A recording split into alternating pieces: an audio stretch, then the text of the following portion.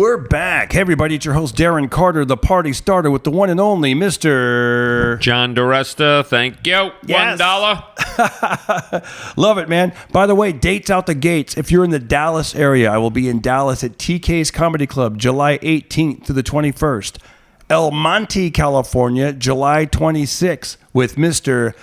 John Diresta. Thank you. $1. That's right. And also Bakersfield, August 2nd. I'll be at Temblor Brewing, August 2nd with Mr. John Diresta. Thank you. Thank you. Yeah, so guys, we're doing the podcast, man. It's great to be here. Thank you guys for watching. If this is your first time, welcome aboard. And if you're a regular listener or viewer, thanks for coming back. And if you're watching on YouTube and you look over my shoulder, John's shoulder, you'll see 4 stickers on his wall that say the name of the podcast. Right. Pocket Party. You know Podcast. what that represents? What's that? That I'm single.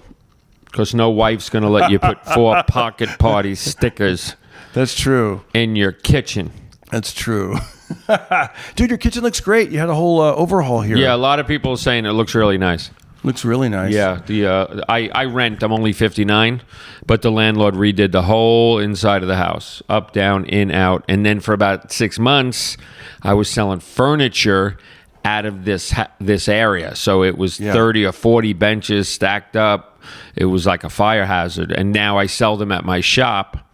So it has much more spaciousity. Spacious. Nice. You know what? Let's put these back on. I think it'll help because I can hear little. Dude, that's good though. You know what I was thinking? You're not only a comedian and an actor and a grandfather and a father, and you're also you also do woodworking, and that's fantastic. I do. You have like a shop. You have a way to get away from it all and be like, I'm going to go work in the shop. Right, 100%. And it's pretty much 7 days a week. However, when you make custom furniture, every now and then you're going to get, is that the way it's going to look? Even though you went over all the details. So I delivered a big cabinet yesterday in Encino. That's the town. The wife looked at it. She never said she liked it. The husband was like, okay. We ran to the car. I whispered to my guy, let's get out of here. Ran to the car. Heard nothing. Today at 6 o'clock. Yeah. Hey, John, I don't like it at all. It looks like it was made in wood shop. It just doesn't. This is wrong. That's wrong. I said, well, before you go on, that's my style. That's what you paid for. And if you wanted something a little bit more refined, I apologize. Now, they gave me the knobs. It had 2 doors on it. And he goes, my wife said the only thing she likes on the whole thing is the knobs. So I said, yeah. I'm just saying it's not easy. So Yeah. I said, if you like, I'll refund your money fully. And he said, oh, wow, that's very nice of you to offer. He said, can I think on it? I said, of course. I don't want to give you the money back. So you could think on it for the rest of your life. Yeah. And then I texted him an hour later and said, how about a partial refund and you keep it? Just so I don't have to take it back. Yeah. And he said, I'm not looking for a partial refund. That's not what I was leaning towards. He said, give me 1 week and I'll get back to you. That's good. But here's my point. Yeah. As much as that seems like bad news, if that's the worst piece of news today, I'll take it. Yeah. Because I could put it in here, photograph it, sell it. Right. You know what I mean? And you think it? Oh, go ahead. no, and this table was a return. Wow, guys. This table is as nice as it is. The woman's like, it's tiny bit shade off. Can you make... I said, look, I'd rather just make you a new one instead of sand it down. I made her a new one, and she gave me a $200 tip. Nice. For the new one. So even this was a return. Do you think, with the guy, it was his decision or his wife's or both? Oh, it was 100% his wife's. Yeah, that's why he was like, he was trying to be like, let's see if she gets used to it in a week. I could tell when we went to deliver it. Yeah. The guy I was with said, when I told him, hey, look, they're not crazy about it. And he said, I got the sense of that yesterday. I didn't get the sense. But my point being, what seems like a negative is a positive. Because here's an old woodworking secret you don't know that only very high-end woodworkers know. When someone has a problem with the way it looks, the color, the size, the this, and you say, and they bring it up, right? It's hard for them to bring up. And you say, I'll do whatever it takes to fix it. The odds of you hearing from them again are slim. It somehow goes away. But if you say, that's what you ordered, here's the notes, here's the page, here's the text. Yeah. You said gun stock. Right. 2 coats. You said that. And this is 2 coats of gun stock. If you say that, the odds of them fighting back go through the roof. Yeah. You know what's interesting is they say that people should learn to wait tables, and then they always treat waiters and waitresses with respect because they're like, wow, I know what it's like. I walked a mile in your shoes. My Instagram videos have been blowing up. I want to thank you guys for watching it. As of this recording, I'm at 165,000 followers. You heard that right, 165K. Even I can't believe it. I mean, I used to wonder, how do I get past 10 grand or 10,000? And finally, it's at 165K. I mean, it's You're really, a high life. It's pretty nice, man. It's really nice. And it's, so anyways, I've been helping you out with yours. I'm like, 100%. Let's jazz it up a little bit because I know what I'm doing now. And like I said, with waiting tables, you learn what it's like on the other foot. So you're really easy to work with because I make the videos, and even if it's something I notice, if it's something you're not really a big fan of, maybe you're like, hey, on the next one, can we do this? You don't. Oh, thank you. You don't say, hey, I don't like it. They changed the song. Oh, dude, I'm telling you, if you start doing this for people, yeah. Can you, when my left hand goes up, can you cut right when my left hand? Yeah. You know what I mean? And hey, real quick, see that little cabinet over there? Yeah. That was a return, $600. Wow. They're everywhere. That's nice. I know. That looks really good. She had a beef with the color. Wow. And she got the tiniest bit snippy with me. And she was like, see, you just contradicted yourself. And the second she said that, I said, I have to go. My Venmo and is... I texted her and said, I'm sending the money back. What's your Venmo? I have no time to, you know what I mean? She was being, I thought, a little bit disrespectful. By the way, I want to move on and say shout out to Alex Bernstein and his wife, Lori. There, I remembered. And thank you guys so much for coming to the Laugh Factory.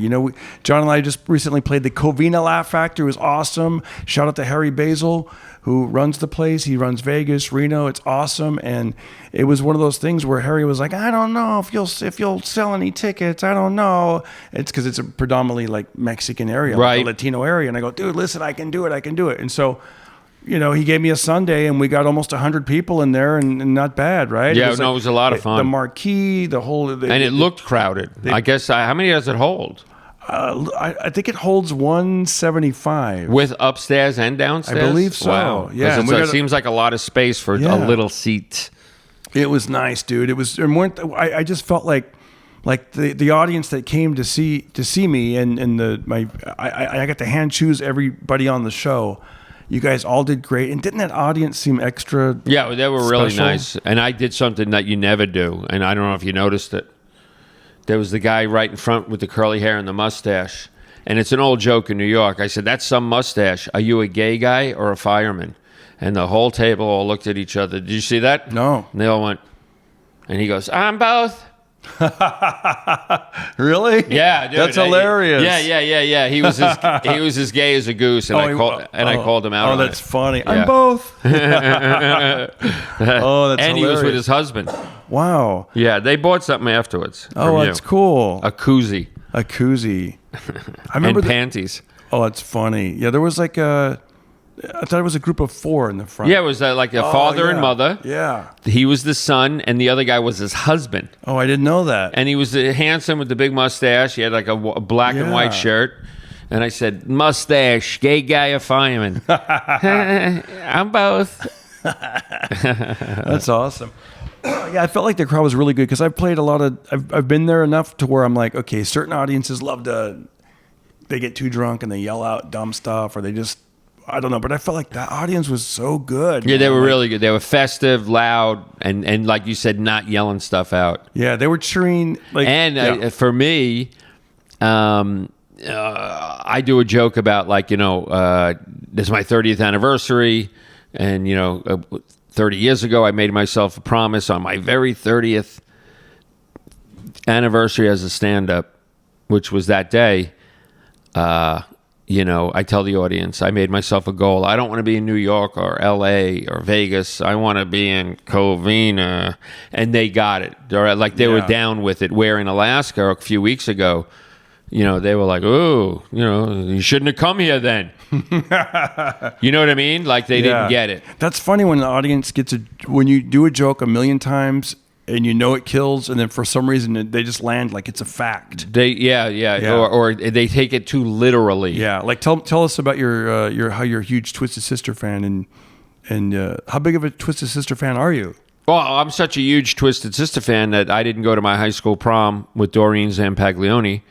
That night I went to go see Twisted Sister at the North Stage Theater with Alan Neishlosh and Howard Lerner. And then a few years later, I was still such a huge Twisted Sister fan. I was lucky enough to marry a woman that looks exactly like Dee Snider. And she's not gonna take it anymore. Yeah. And I like when you go, she's out in the car. Yeah, she's out in the car. But I can see what if a crowd, because they always laugh at that. Yeah, no, watch this. Yeah. I had a showcase at the Improv. It was about 2004. I was heavy set. I was fat. I was probably red-faced. I was probably out of shape. And it was a really big crowd, and they were very loud and rowdy at the Improv. And for some reason, I always think the Improv is just for some reason, it's not a cohesive audience. Yeah. Because it's 5 people from Dallas. It's 5 or 6 actresses that think they're all that. They think they're the Kardashians. You know what I mean? It's not an audience in Milwaukee on a Saturday night.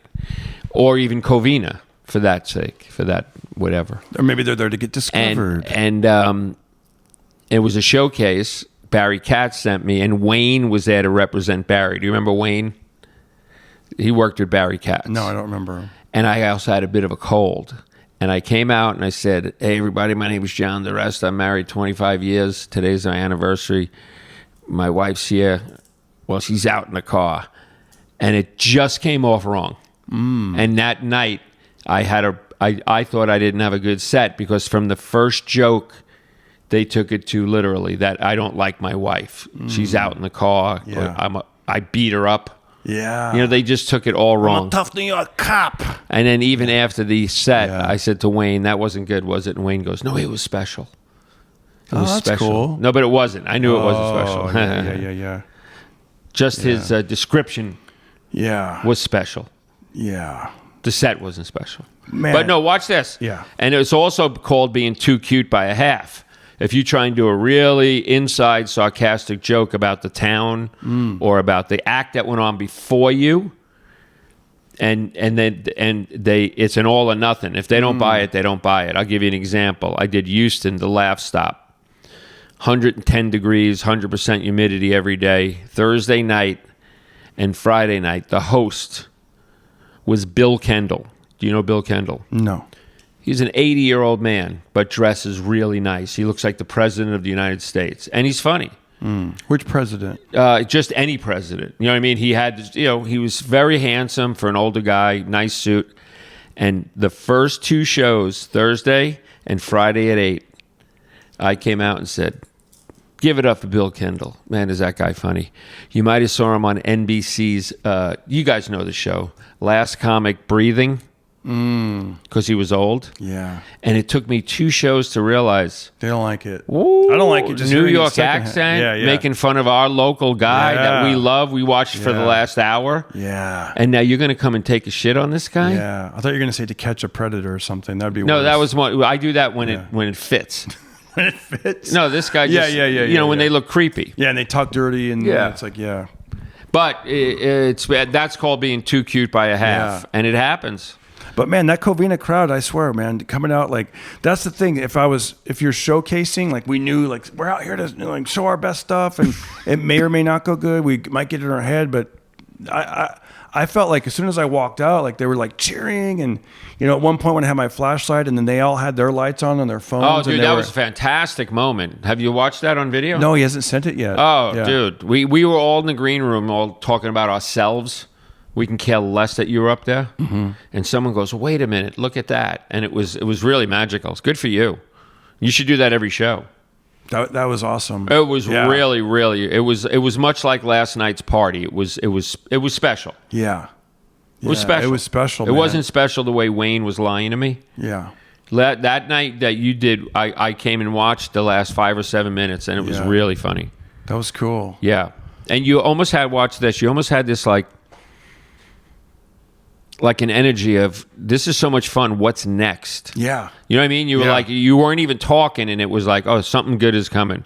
And it might even be something he's never even done before. Yeah. Like, he looks that, what's the word? Dialed Into in. it. Dialed in. Yeah. That's how he I was felt funny. too. You know, like sometimes you do your act, like I did a winery about a week ago, and I was going along, bang, bang, bang, bang, bang, and then around the 25-30 minute mark, I hit this of like, oh, now what am I going to talk about? Yeah, You know what I mean? yeah. But it was really smooth. I was like, bang, bang, bang, and then you just hit this. Dude, it happened to me in Anchorage, Alaska 2 weeks ago. The first show Saturday. I'm up there, I'm doing fine. And all of a sudden, I just started to get this little sweat on my forehead, under my manchichis. I started to sweat. Now I'm like, oh, my shirt's getting soaking wet. You know that now you're thinking about this instead of having fun. Yeah. And dude, I slipped into my head, and I even thought of this while my mouth was moving. I said, do I really fucking do this for a living? And do I have to be up here for another 20 minutes while my mouth was moving? And I got out of it. Watch this. The old me, that's how you bomb. Yeah. The old me said, okay, I'm in my head. I took a seat, which I don't normally do. I took a sip of water, and I said to the couple up front, what do you guys do for a living? You know, are you married? We're dating. How long? 15 years. And I went right into an old tactic, and I said, you know, you're leasing with an option to buy. Ha, ha, ha. Then I said, 15 years. I said to the audience, you know what would be nice? If he asked her right now to marry her. The whole audience, you know what I mean? It just was a beat change of like fun. Yeah. And it worked. Yeah. It worked. She even said, I need a ring. And I gave her this big ring. Oh, that's cool. Yeah, like I slipped it off. Yeah. And it was a whole little moment. So. Yeah, I find before I hit the stage, if I get in that mind space of I'm here to have fun, let's have fun, I'm selling fun, you know, and it really sets that tone of like, you know, I'm listening to good music on the way there, I'm walking in. I noticed when I got there, I was firing off jokes with the opening act. Like, he was funny, I was funny. We're like, bang, bang, bang. You know what I did special on that show? There was about 20 people outside waiting for the doors to open. They had the little velvet rope, and they're just gathered out there. And I walked out, and because I saw them, there he is, that kind of thing. And so I went out, and I thought, oh, let me go grab some stickers. And I went out there, and I handed them all stickers before the show.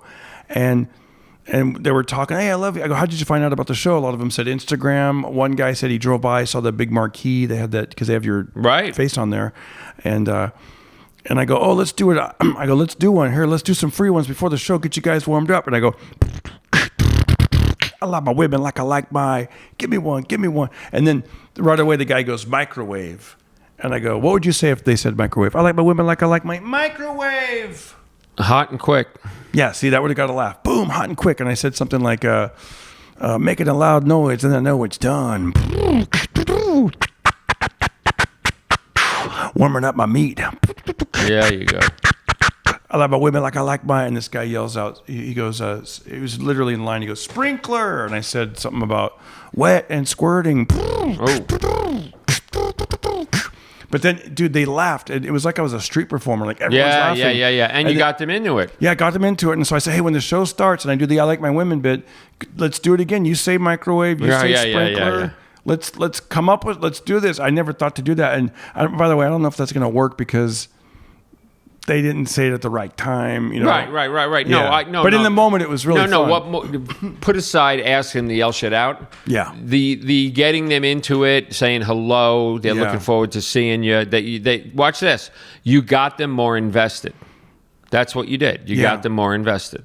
Yeah, we took some selfies before the show, which is cool. And it was nice because it was, I think it was, for them it felt special because it was a small group, you know, before the actual gate opened. And they could go in there and, you know, imagine if you kept doing that. You kept your following kept growing, and you're like, man, he gets there early and he says hi.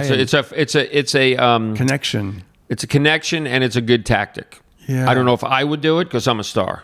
Yeah. I have to keep the mystery alive. Keep the mystery That's a alive. whole nother angle. Yeah, that is. You know what I mean? That's a whole nother angle. I'm taking more of the Jay Leno approach. Like, yeah, you're a man of the people. yeah, at the stoplight, he has his windows down. Hey, how you doing? Hey, good to see you. Yeah. By the way, I saw Jay Leno in Burbank the other day.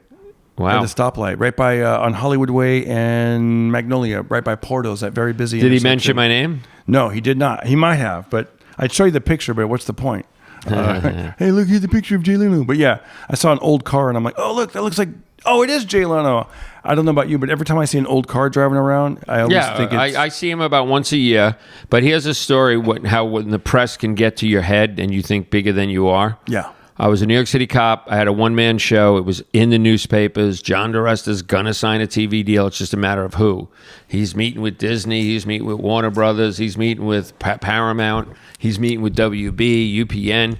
So I'm flying to L.A., meeting 2 or 3 people, flying back, going right back as a cop, not even going home. You know what I mean? Like maybe taking one shift off or whatever it is. And we were out here in the limo, me and the guy that produced my one-man show. I guess he was my manager at the time. This is 97, fall of 97. And I don't know any of these roads. I don't know any of these highways. I don't know anything about L.A. And we're in a limo for about 6 hours, going to Disney, going to this. And the limo driver never said a word. His name was Omar. Never said a word. This is Disney. Pull in, that was it. This is Paramount. I'll wait outside 20 minutes. We're at a red light on Barham. The Barham that goes, the little bridge that goes over the 101, right where the flowers are for $10, right? You know. And who pulls up next to us in a Dodge Viper, a blue one with a white stripe convertible? Betty White. Jay Leno. Oh. And that's a big deal to see Jay Leno when you're a New York City cop. You know, it's not like now we see him every day. And we pull right next to Jay Leno, and Jay Leno's going like this. Waving at people. No, he's looking right at me. Oh, he is? And I said, fuck, look at this. Even Jay Leno knows who I am. Wow. And the limo guy goes, he wants to cut in front. Oh. Yeah. That's funny, though. Yeah. And it was. He wanted to cut in front. Oh, he didn't know who John funny. Diresta was.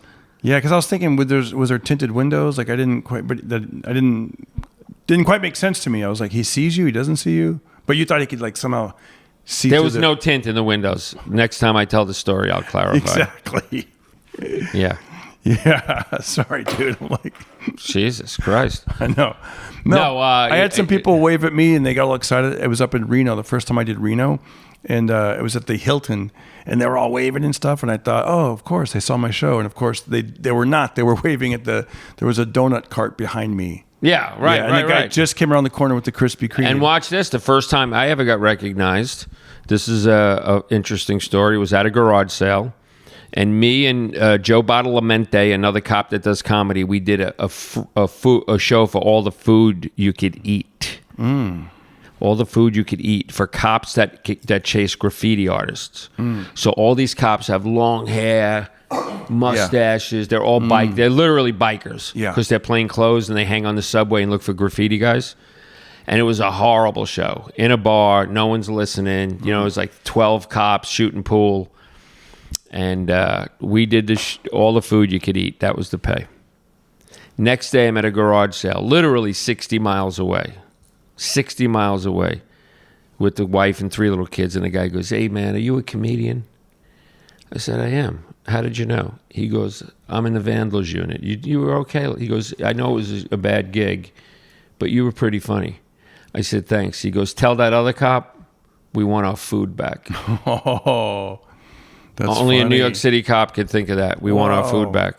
That's funny. I remember the first time I got recognized was I did a show in Portland, and this was in 92, 91, 92.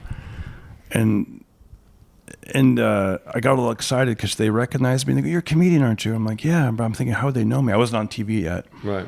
And I thought maybe they saw me perform somewhere. I go, how'd you know? And they go, we saw your picture out front on the window. Yeah. And I was like, oh, damn. Well, I told this story. Yeah. I mean, I don't know if you were there. Yeah. No, you might have been on stage. I did National Lampoon's new R-rated up-and-coming comedians, a DVD. And I'm like, National Lampoon? Are you kidding me? Animal House? The magazine? This is it. Yeah. I'm going to be known as America's new R-rated up-and-coming comedian. Yes. Scoot over this way just a little Okay. bit. Just so you stay on camera. All Like right. that. Yeah. And I did the set. It went okay. And 6 months went by, a year, 2, 3, 4, 5, 6, 7 years. No one, I never heard a word about it. I never saw a review. I never saw it play. I never saw it anywhere. Never heard of it ever again. And one night I'm leaving Harper's, a Monday night gig ran by Sabrina Suri. She used to hang around with Sam Kennison. And who was her husband's name? Alan Stevens. So I leave the bar late at night, the gig, a Monday night, and then the only people in the parking lot are me and a Chinese guy. He's going through his trunk. And he was parked next to me. I said, hey, man, how you doing? And he looks up, he goes, you're a comedian. I said, I am. I go, how'd you know? He goes, a National, a Lampoon, a R-rated, a comedian. I go, you watched it? I edited it. Yeah. That was the only guy that ever saw it. He had to watch it. He had to watch it. I Yeah. wonder if it's out there anywhere on YouTube or something. Somewhere. I never even thought of looking it up. Wow. And then, I did a late night set. I thought it was going to change my life. I did Craig Kilborn, worked on the set, did the set. It aired. Couldn't wait for it to change my career. The next day, I got 2 phone calls. 2. One from my mother, one from my father. They both fell asleep before I came on.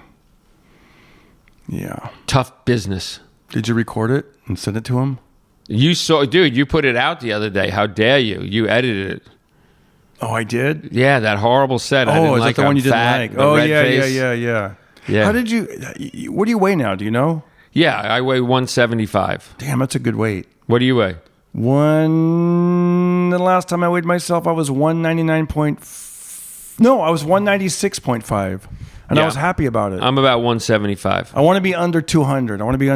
But I do my push-ups and my hiking, and I did 30 pull-ups today with my son, and my son did 40. I was like, damn, I couldn't do one. We break it up, though. I can't do one pull-up. One chin-up. I can't do a push-up. You can't do a push-up? No, not What at about on all. your knees? The knees, Maybe on my knees. What am I in the Girl Scouts? Yeah. I got a question for you. So there's this TikTok video going around. This lady was like, she was saying that she doesn't return her grocery cart. She's like, Okay. She's like, I don't return it. She's like, I know people look down on me, but I got kids in the car, and I'm not going to leave my kids in the car. And then she reads the stats because she got a big blowback for it. She's like, here's the stats. There's so many kids that are kidnapped and blah, blah, blah. So, Oh, yeah, that's a good point. so I was wondering, are you the type of person that returns the shopping cart, or do you just leave it? I leave it. You leave I it? never return it, ever. I don't even think of it. Wow. I push it to where it's out of the way of my car, and that's where it sits. Wow. And what's your thinking behind that? It's not my job.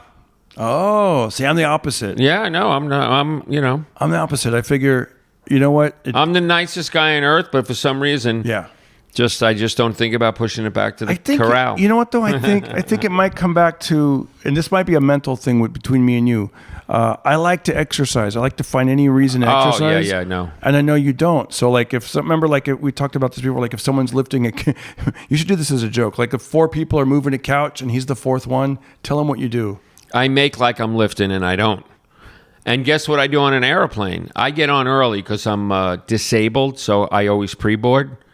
And sure enough, this is just the other day in Anchorage, Alaska. It's just me and one old lady on the whole plane. Yeah. And she's, and she looks at me and says, can you help me lift this up? And you know what I said? Her luggage. Yeah. No. Not at all. I can't. I'm not going to get hurt for the rest of my life because I'll carry a carry-on, or you will, that weighs 10 or 12 pounds. Yeah. And I go to lift this, and it's 65 or 100 pounds. Yeah. And then halfway through, I'm committed to putting it up. Yeah. I just said, no, I can't. And then it'll wobble and hit someone in the I head. said, I have a bad back. I did add that. Then she looked right at the 2 flight attendants that were right next to me. Yeah. And they both went, no and no. Really? The flight attendants wouldn't do it Yeah. either? Why? I have a bad back, and she has a bad arm. And then so they come on. And so what happened? Someone else, she waited till some other chump came in. Wow. Yeah, I'm not doing that. Wow. So now here's the thing. When I get done, I put I hardly ever do use a shopping cart. Like, here's what I do too. If I ever did like late night grocery shopping, my wife does all the shopping, but let's say I'm on the road or I'm somewhere and I'm doing my own shopping.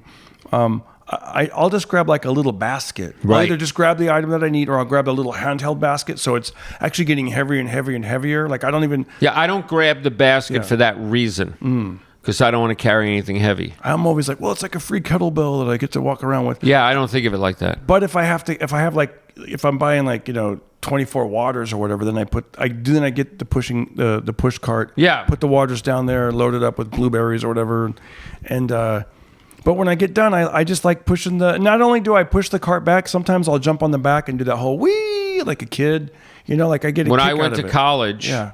I was one of the only guys that had a car because I went to college 100 miles from my home. Yeah. Upstate New York, and one of the weekends I just came back with a car that I bought for $99.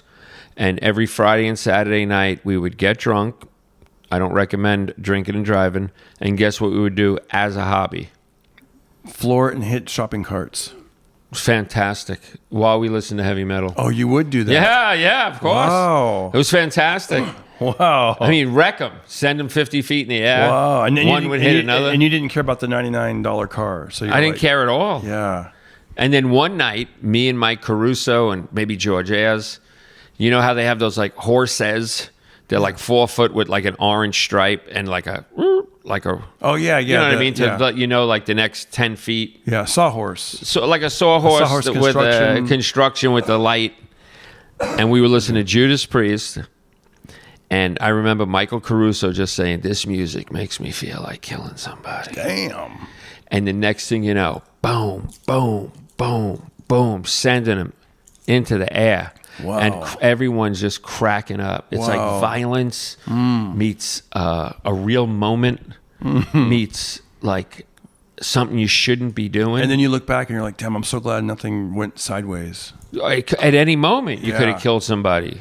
I heard it. Killed us. It could have came through the, you know what I mean? Like today, did you see on Instagram a guy was building his own helicopter? No.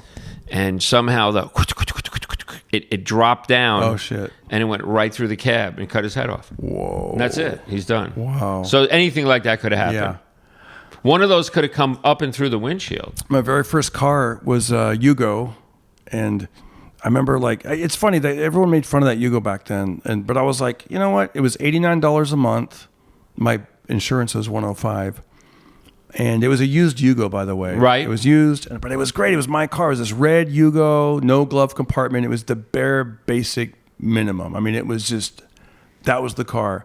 But for some reason, somebody had a double album, Billy Joel album in the car. So the Yugo came with the Billy Joel album. Okay, nice. So I have happy memories of driving around Fresno in a Yugo, listening to Billy Joel, and it was just the greatest hits. It was awesome. It was on cassette. I want to say it was on cassette. Yeah, I Bottle of red. think, yeah. Bottle of white. But I like the Saigon that. Yeah. And we'll all go down together. Yeah. They ruled Billy the Hole is- night. Billy Hole is from Long Island. Yeah, Billy Joel. Yeah, he was great, man. Of course, He was in a Piano metal Man. band. He was? Dude, you didn't know that? No. Billy Joel is not only in a metal band, Yeah. he's on the cover wearing spikes. Wow. Was it good? I never listened to I it. wonder what his metal was like. It's called Attila. Wow. You could look it up. I like his, because I like that, the. What's the matter with the way I... Yeah, Remember that song? Don't you know that your time's too wide? Yeah, and then of course the Bosom Buddies theme song. Which was that?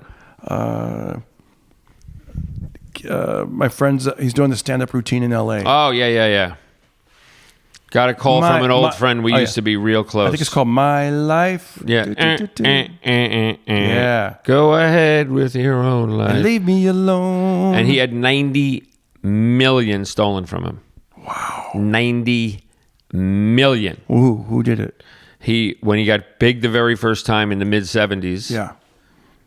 The wife he had at the time, they made her brother the business manager. And he absconded 90 mil.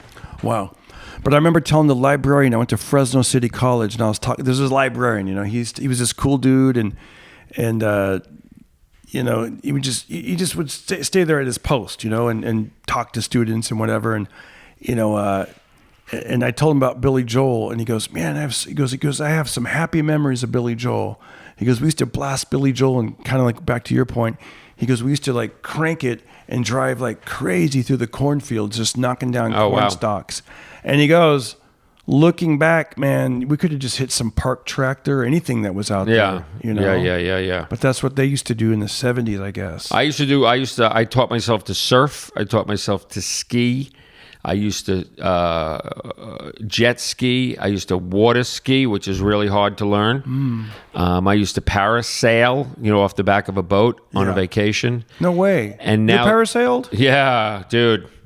It looks nice and smooth when you're watching it. Yeah. And you're up there. It's just monster winds. And it's really scary. Wow. I was screaming to let me down. Wow. Do you land softly, or I did land softly, but anything can go wrong. It must feel weird coming down. Like, anything can go wrong. Yeah. Anything.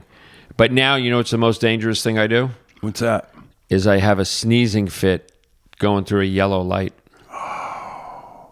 Or a sneezing fit when I'm going number one. Ooh. And when I'm tinkling. Yeah. It goes everywhere. A sneezing fit. Dude, that's crazy. Do you really have a sneezing fit? Or was that just a joke? No. So you're going through a yellow light. Next thing you know, you can't see. Yeah. I remember reading in this book, and I don't know if it's true. It was, what's that guy's name? He's known for being drunk and writing.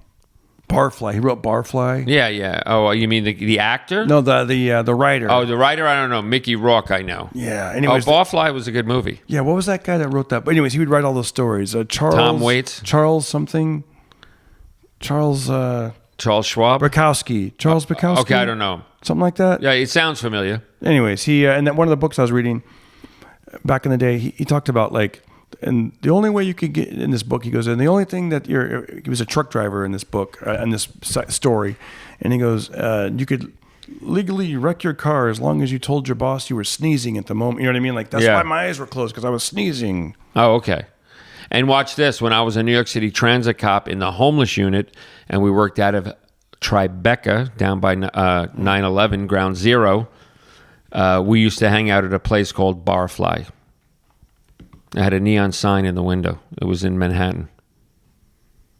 Did you go there? Yeah, that's what I'm saying. We used to go to Barfly. Charles Bukowski, that was his name. Yes. All right, look up Attila. Attila? What am I looking up? Attila. The Billy Hole. All right, hold on. Album cover. Billy Joel. Attila. Billy Joel metal music. I almost said Metallica, but okay, hold on. Billy Joel. Songs Billy Joel. Heavy metal. Wonder Woman, Brain Invasion, Holy Moses, Tear This Castle Down. Yeah, I never listened to any of them, and I don't know if he's the singer or the guitar player or the drummer. The piano player or something. Wow, I did not know that, you guys. It's the more you know. Look at this. Attila was an American rock band most notable for having featured a young Billy Joel as a member.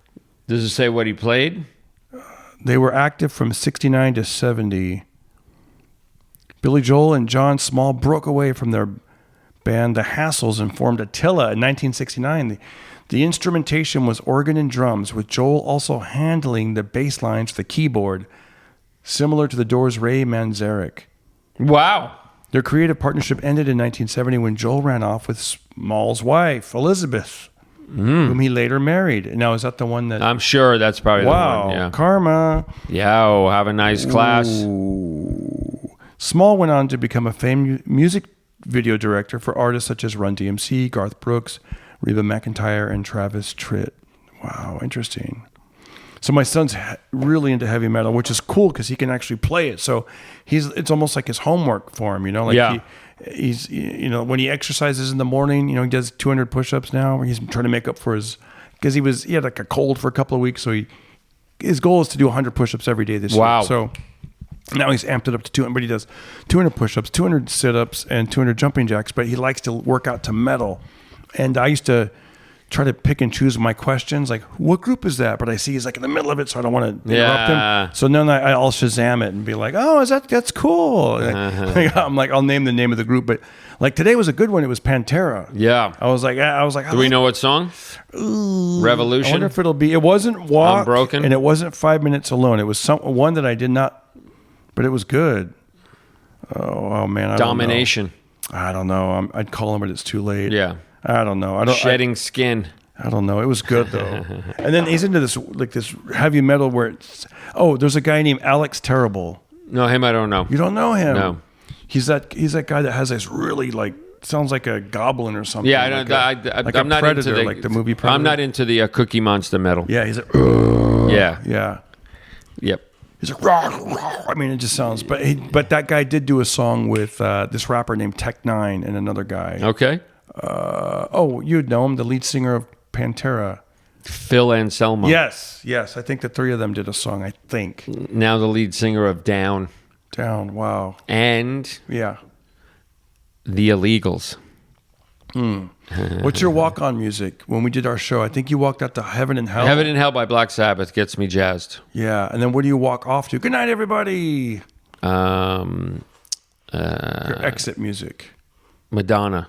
Holiday. No, I mean, obviously, I'd just like to play the same song so people identify. Oh, that thing's coming off real quick. Yeah. Oh, you do? You go on because it's funny because I never think about that until showtime. It's right before the show. Yeah. Like, what song do you want to go up to? And I was like, oh my god. No. I think it's. I think they're effective in setting a tone. Everything is effective. Yeah. Everything.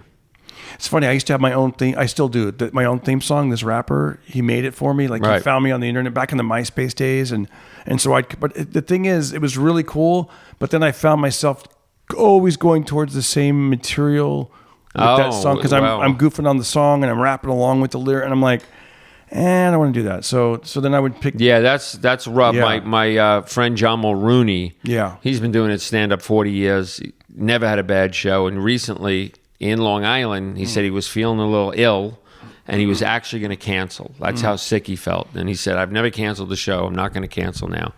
And he said to the sound guy, can you just play this music to come out? And now his opening bit was wrapped around that song. And he comes out and the song never plays. So now he's, you know what I mean? He said it really threw him off. That's why I don't like doing that. I can't believe guys that are like 15 sound cues when I slip my hat, hit this when I do the it's too much. I used to do that and it's too much. It's like no, what I want to do. Yeah, I like being self-reliant. You know, and like a full Jim show. Brewer did it with a band, but I want to do it with your son. Is when I hit a punchline, there's a live musician to kind of, you know what I mean? So it's more in the moment. Oh yeah, I'm not waiting on a sound cue guy. Right. Yeah, you don't want to do that. You don't want to wait on the sound cue guy. Keep talking. We're good? Yeah, I think I'm good. Yeah, I'm good. I think I had the headphones in the wrong one. But I'm like, why are you so loud? Wait a second. I gave you the wrong mic, but it's all good. It's funny. I'm like looking at the levels. That's all right. As long as we don't have to do it over. Yeah, no, we're good. It's recorded. Hey, man. Oh, dude. There was this guy that we booked on the show once, friend of ours. He's cool, but gives me a call at 4 a.m. Hey, man, can you ask me that last question again about the 55-minute mark? I'm sure John would be cool if we could reshoot this thing next Thursday. I'm like, dude, what are you talking about? Yeah. Yeah. I mean, just that's like redoing a cabinet because they think it looks like amateur hour. Yeah. Thank you. I'm like, yeah. So when he asked me what song I want to go out to on this one, I said, because I do a lot of the beatboxing with the, but so I'm like, my song, I want it to be not that. I want it to be something totally different. And, my son and I have been bonding over Metallica. So I walked out to Fuel Do you know that one? Yeah, give me fuel, give me fire, give me that I desire. It's not one of my favorites. Yeah, it's I like the energy because it goes, Yeah. give me fuel, give me fire, give me that which I desire. Boom, and then it just. So I walk out, and then at the end I wanted to say good night, everybody, but I have it more like an uplifting, fun vibe, and that was Weezer, "Island in the Sun." I don't know how that goes. Hip hip, an island in the sun. Hip hip. You'd know it if you heard it. It's like a feel-good, fun, poppy guitar with a nice I melody. do know I had a really fun weekend at Governor's, like in 2003, 2004. This is 20 years ago. And to get rid of the people, they play the music very loud at the end of the show. Yeah. And the whole weekend they played. As soon as I said thank you, good night, the host came out. That's our show. And boom. I wanna get away. I wanna get away. Oh, it's a good song. Lenny Kravitz. Yeah, I love that song. So to me, whenever I hear that, that's the ending song. Oh, wow. Of a show. The ending song, I remember I used to go to this nightclub back in the day, back in the early 90s, or it might have been 90, but it was, and the last song they would play of the night, and that's when you knew it was over. They'd bring up the lights. It was inside of a Black Angus. They had a dance floor inside the Black Angus up in the Bay Area, and they would play AC/DC. What's that song? I think "Shook Me All Night Long." Yeah, you shook me all. Yeah, they would turn that up the lights, and they'd play that song, and that's when you knew it was a wrap. Well, watch this. Every wedding, every outdoor barbecue, every party that had a DJ in Long Island, Brooklyn, and Queens, the last song always was Donna Summer's Last Dance. Oh, I was just going to say that. I could totally picture it. It's the last dance. She's a good guy. Another. You heard the rumor. No, there's a bar in. I heard. What's his name? Hootie and the Blowfish. What's his name? Darius. Your Ruckus. Yeah, Darius Rucker. He said that because I saw him playing. I want to say North Carolina, and. He goes, I remember when I went to college and at the big popular bar. He goes, and you knew it was last call when you heard this song. And then he played David Allan Coe, "You Never Called Me by My Name." Oh, yeah. And the whole crowd singing it with him, and he's singing it. And it was like, wow, that was like his foray into country music, I think. You don't have to call me darling, darling. Yeah, that's a good But song. I was drunk the day my mom got out of prison. Yeah. Hello. Yeah. Remember that? You remember that song? I do. In the rain. Let me see the lyrics. "You Never Call Me by My Name," David Allan Coe lyrics. I remember my mother giving me a ride on a motorcycle when I was in, I want to say kindergarten, and that song, we had a radio on, on the thing, and I remember that memory. That song playing, just because it was one of those songs that you just, here it is. He goes, well, a friend of mine named, this is towards the end of the song. He goes, well, a friend of mine named Steve Goodman wrote that song, and he told me it was the perfect country and western song. I wrote him back a letter, and I told him it was not the perfect country and western song because it hadn't said anything at all about mama or trains or trucks or prison or getting drunk. Well, he sat down and wrote another verse to that song, and he sent it to me. And after reading it, I realized that my friend had written the perfect country and western song. And I felt obliged to include it on this album. And the last verse goes like this here. You ready? Let's Yeah. get together.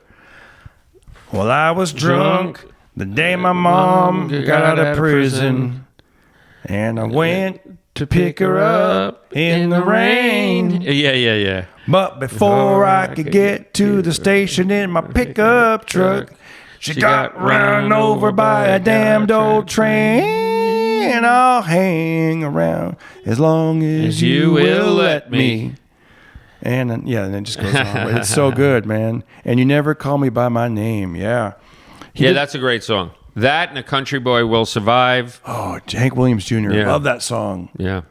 My dad used to go see him in Long Island. Did he? He was great, man. Yeah. He is great. At Sundance. Wow. That was the rock and roll club. Oh, wow. In Suffolk County. Wow. Sundance. Wow. My wife and my son Austin, aka Os the Bass Boss. Os the Bass Boss. We saw Hank Jr. last summer. How was it? Oh, he's great, man. We've seen him several times. He just puts on a great show. I mean, he changes like instruments and hats and he just puts on a damn show, dude. He puts on a show. Oh, wow. The crowd cheers for him when he comes out. This time he had a baseball cap that says Icon. Wow. Dude, guy's an icon. Guy's an icon. What about man. Hank Williams III? Do you listen? Hank 3, yeah, I do. I like him a lot too. He hasn't put out an album since I want to say 2015. Wow. Yeah, I didn't know he goes by the handle. Yeah, Hank 3, Hank Yeah, the Third. I Oh didn't- yeah. There's an album. It has all three of them on it. It has Hank Williams Jr., and Hank the Third. Wow. Yeah, but he also does the first half of his show is country music, and then the second half or whatever is like psychobilly, heavy metal. Like Wow. he really gets into it, man. You know how many times Hank Williams came to Los Angeles? How many? Once, and he had a big meeting with a bunch of executives, and halfway through it, he said, "You're the biggest bunch of phonies I ever met." And he got in his car and left. Wow. Never came back. Wow. Imagine having that insight. Wow. How old was he when he died? I want to say 28. 27 is when I heard. 27. Yeah. Dude, you're pretty good. And what about praise the Lord? I saw the light. I saw the light. I saw the light. Now watch. Guess what that song is about? What is it? Everyone thinks it's religion. You don't think so? No, I know it's not. Watch this. Where he lived, there was a huge tower with a red light on it, like so the local airplanes could see it. Yeah. Like a red light. Oh, wait, we were both wrong. I'm sorry. He died at the age of 29. 29. And watch this. Coming home from a gig like we do every night, Yeah. when he saw the light, he knew he was 5 minutes from his bed. Wow. That's a joke. No, No, I think it's couldn't make it up. I still think it's a religious song. That's not what I heard. Hold on. You guys, when you're listening to the Same Pocket with Party- Fairies Wear Boots. Do you know what that's about? Hold on. Black Sabbath? Hank Williams. Wait, hold on. Lyrics to Hank Williams, I Saw the Light. He may have been inspired by that, but because listen to the lyrics. I wandered so aimless. Life No, I get filled it. with I get it. sin. Right. I wouldn't let my dear Savior in. Then Jesus came like a Yeah, stranger in the night. Praise the Lord. I saw the light. My case is closed. Yeah, you have a very good case. Do you know what Fairies Wear Boots? Then like the blind man that God gave. Okay, I get the idea. Okay. Fairies wear Everybody boots. thinks that Ozzy was on like acid Yeah. and thinking of fairies with boots. Yeah. But he looked over a fence and saw a bunch of punk rockers. They used to wear the pants rolled up Yeah. with those big black boots. And he said fairies wear boots. And you know what's interesting? I think about this sometimes. I see old photos of New York City cops. When you were on board, when you were a cop in the 80s, did you guys wear the black boots? Oh, Or is well, that you had when- to wear black shoes or black leather boots. You had to wear either. There was no official. Thank God. Now there probably is. I thought you told me there was they thought it looked too offensive and they changed the. No, footwear. that was the leather jackets. Oh, no, that was the leather jackets. Yeah, the leather jackets. They said they made them look like Nazis. like the Fonzie. So It was the same leather jacket I wear now or Fonzie wore. It's that same look. wow. Yeah, I got on in '86, and the leather jackets were already put to bed. Oh, the leather jackets were like '78 to '83. Wow, I did a show at the LAPD Police Academy. Right. And I asked the guy about the nightsticks because I didn't see any nightsticks, and he said they had to stop using those because of the optics. People got offended just looking at it. Wow. But what are they? I think I still see it every now and then on the because I saw a motorcycle cop. No, I saw a rifle. I saw a shotgun or whatever that is on the back of his. You know who wears an NYPD leather jacket with the patch on it?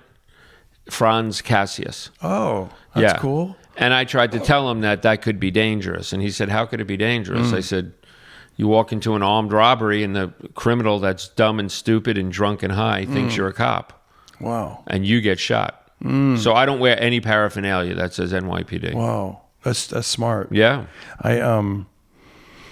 Yeah, because I've done those shows, as I'm sure you have too, and they give you a jacket. Yeah, they give you all the here's stuff. a jacket, Yeah. and I thought the same thing. I'm like, I don't know, do I really want to drive around with this highway patrol car? No. Highway patrol jacket The odds are 1,000,000 to 1, but Yeah. you're online at the bank and you're the first guy they shoot. Yeah, and the only reason I would probably wear it is like to get out of a ticket. Yeah. You know how long I'd be? I mean, knock on wood, I haven't been pulled over for like years. You know. You know the story about my dad is a big garage sailor, and I had moved about 60 miles away, so I would only see him once every 2 or 3 months. So he would load me up with stuff for my kids. Teddy Ruxpin, this doll, that doll, trains, fire trucks. So he loads me up in this little 200 SX Toyota. I couldn't see anything out of the back windows. And as I'm pulling away to go to work as a cop from Long Island, one more thing, I got a toilet. It's brand new. It's a great toilet. So just to get out of there, I had to say yes, because if I say no, it takes longer, right? He gets angry. He puts the toilet in the front seat. I pull out of his driveway, and the toilet goes like this. Oh, it starts wobbling around. So I put the seatbelt Yeah. right across the front of the toilet. Half hour later, I'm running late as a cop. I'm in Brooklyn. I make a right on red. Whoop! Not allowed to make a right on red. Oh, out in New York, In you're not? New York City, At you that weren't time? at the time. Wow. And I don't mind because I have my police ID Yeah. and my driver's license like this. I have the window open 1 inch. I'm just holding it You don't up. want to pull it all the way, roll it all the way down? Just whatever. Yeah. It was all the way down. Oh. The window was all the way down. Oh, it was all the way down. Yeah. And the guy, he walks up, fat as a house, hair on backwards, white belt. Doesn't even say a word. Looks at me, looks past me, sees the toilet, and goes, "Get the fuck out of here." I don't even want to know. It looked like I was on a date with a toilet. Oh, my gosh. Yeah. Wow. Funny, but only a New York City cop would say, "Get the fuck out of here." That's funny. I don't even want to know. Here we go. Ready?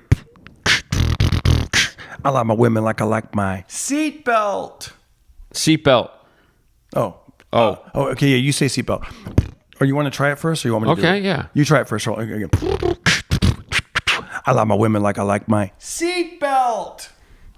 Tight and across my chest. I like my women like I like my... Say seatbelt. Seatbelt. No, yeah. I like my women like I like my... Seatbelt. On my lap. Like a lap seatbelt. But I'm doing the old one. The old Well, school. like an old seatbelt. An old school one. Yeah, on across lap. my junk. Across my lap. On my pelvis tight. They always say that on the airplane, right? Like, make sure it's across your pelvis, nice and tight. Yeah. I always wear my seatbelt. After you hit turbulence, Oh, yeah. you got broken it. neck. I know. I like my women like I like my toilet. Toilet. Oh, working. Yo. Every now and then they yell out toilet. Has there been one that you just never, like, can there be one you've never heard?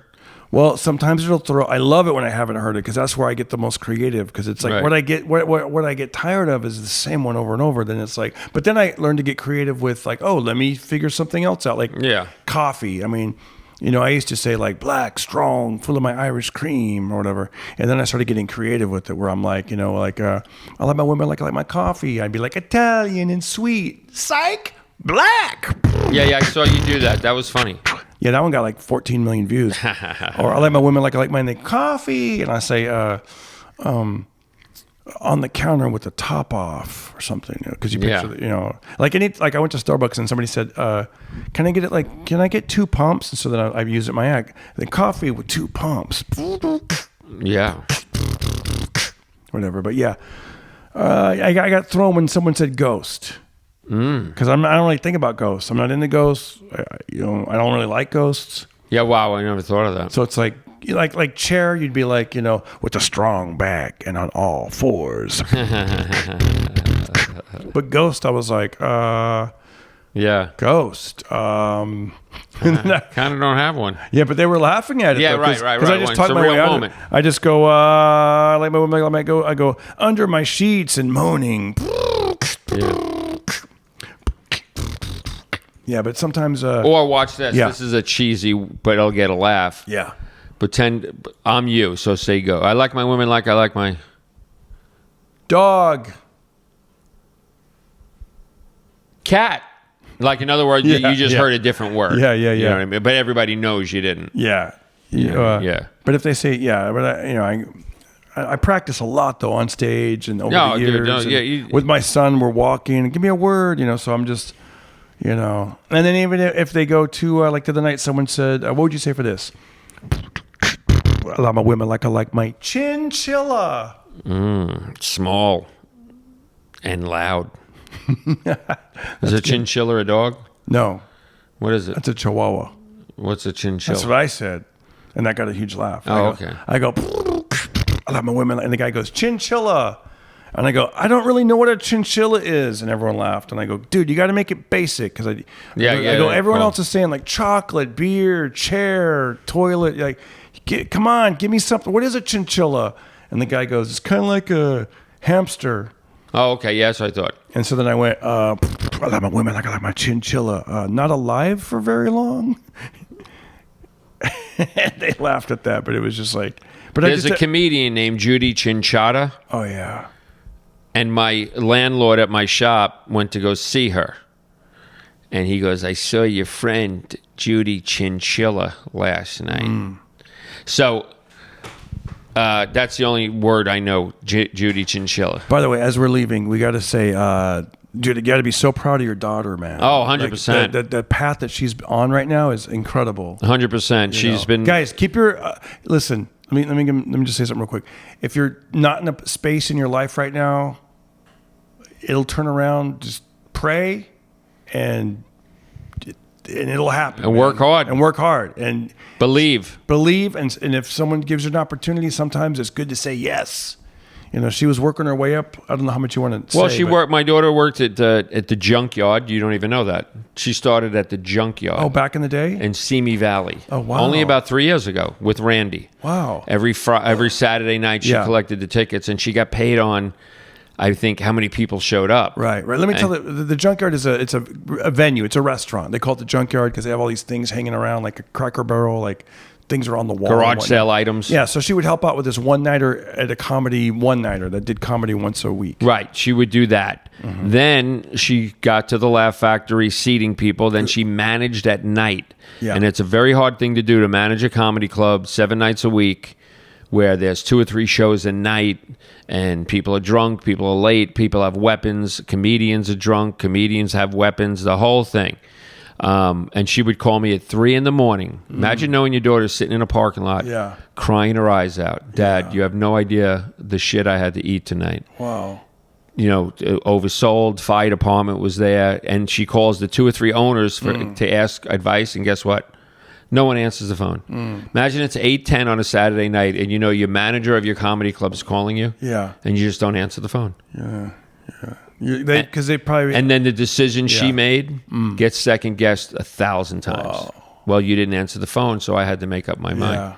Then she went to the Improv. No, but before you say that, it was getting real, because she got cut pretty quick. It was like, what the heck? You just like yeah, they really broke her heart. They let her go. She was climbing the ladder, and a few other people. And so, and then she went over to the Improv, and now she was really having fun because she wasn't the manager.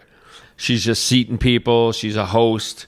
She loves seeing people on the way in. By the way, we're making it sound like it just happened overnight. It was like there was some space. Years, and there was space in between. You're being a manager of a club, and you're getting all the comedians, and this is like fun. And then there was a space between that, and then the opportunity to work at the Improv. Yeah, right. There was a few weeks of not knowing what she was going to do. What am I going to do? Am I going to start working at like the Gap store? I mean, you don't know what you're going to do. Yep. And so now she was really having fun, but not making a lot of money because she's at the lowest. And then she got the opportunity to go to the corporate office of Levity that owns all the Improvs. They manage comedians. They send them out.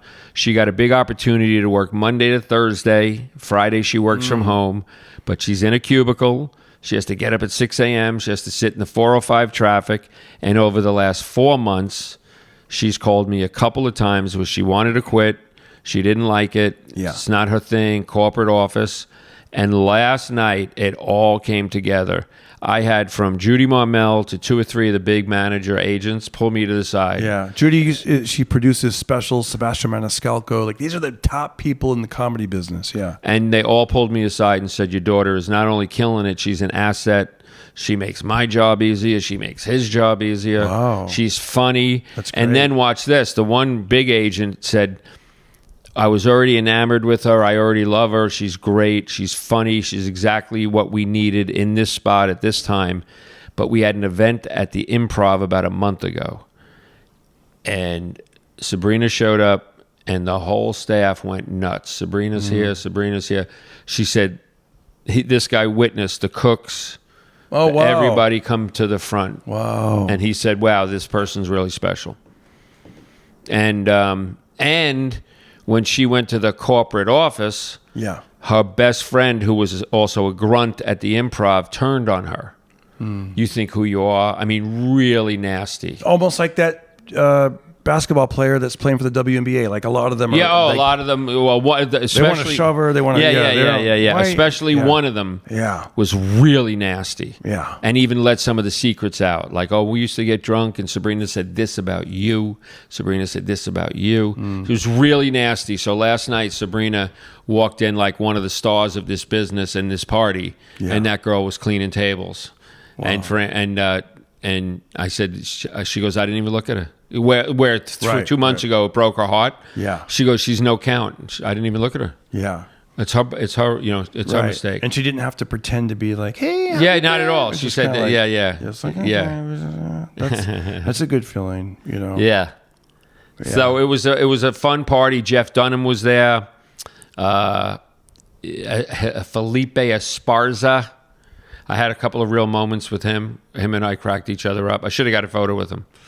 Well, my bitch gained a little weight. Have you seen him recently? No. Oh, man. I think he's about 13 months pregnant. Wow. Like a kangaroo. Wow. They gestate for 14 months. Wow. Do you know what gestate means? Yeah. No, he was... Yeah. He was out to there, boy. Wow. And I always thought he was like 30 years old. Now that you've lost weight, do you notice when people... Yeah. You do notice it. I mean, just the last time I saw him was 15 years ago in a comedy club. Oh, yeah. You know what I mean? And you see him on TV, he might have makeup on and this and that. He had gained a few. And Jeff Dunham was there. The puppet act. What was that like? He looked like one of his puppets. I think he's probably rich. He's been rich for a long time. Oh, he's got to be rich. I remember back in '99, he had like a helicopter that he built himself or something like that. It was crazy. It was like, so that's cool. So your daughter, that's great because you're in the comedy business. She's in the comedy business. Put me aside. Yeah, it's just a really good story of hanging in there. Because even as recently as a few weeks ago, Dad, I think I'm having a panic attack. I'm in traffic. I'm in the 405. I'm a half hour late. It says another half hour to get to work. I don't feel right. I said, get off at the next exit and go home. Call in sick. Yeah. Or pull over, straighten your head out, and go into work. And she went to work. And guess what happened? What's that? Over the next few days and few weeks, she stopped drinking coffee. And her mind has gotten clearer. How unusual is that? Yeah. Well, I love coffee, and so do you. So do I. And hey, we want to thank you. We're going to wrap up like this. Thank you guys so much for listening to the Pocket Party podcast. If you get a chance, share it with a friend. Let somebody know. And hope to see you live at a show soon. Like I said, Dallas in July, El Monte, California, July 26th, Bakersfield, August 2nd. Go to my Instagram, the little link tree. It has all the information. And follow John Diresta on November Instagram. 15th, 16th, Governors, Long Island, Levittown. Thank you guys for all the love, support. Even if you're listening, do me a favor, go to YouTube and just leave a comment. It helps. The algorithm helps people find us. And thanks again. Thanks for spending part of your day with us. And we hope we made your day a little bit easier. All right. Thank you. Don't hurt nobody. Be careful. Everybody listen to Darren Carter. We all know he's the party. How long was that? That was good. About hour 5. Wanna listen to the podcast for free. I'm going to sit down in a padded seat. Is that okay? Oh, yeah. Let me...